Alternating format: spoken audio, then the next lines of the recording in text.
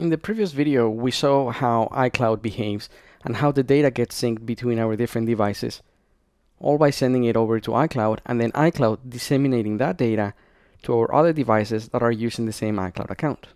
As I was explaining the process, you may have noticed to the left of the Finder icon on the dock that a Handoff icon was appearing when I was making the entry for that new contact on the phone.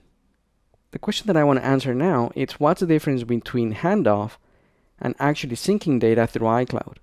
And there's a small difference, but that difference is very important. Let me go back to my diagram.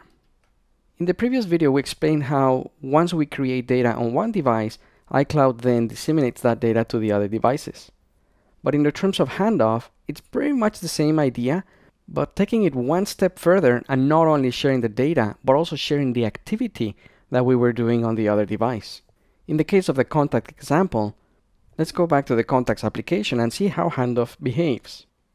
On the phone, let me tap the contacts button to go back to the main contacts. And you noted from the left of the dock that the Handoff icon disappeared. Next, I'm going to go and edit the information for one of the other contacts, Dr. Matthew Malcolm. And as soon as I tap on his name, the activity of viewing this contact is now communicated to the Mac, so we see the Handoff icon to the left of the dock. So if I click on that icon, the contacts application on the Mac takes me exactly to the same contact. And the idea is that I now can finish editing the information over here.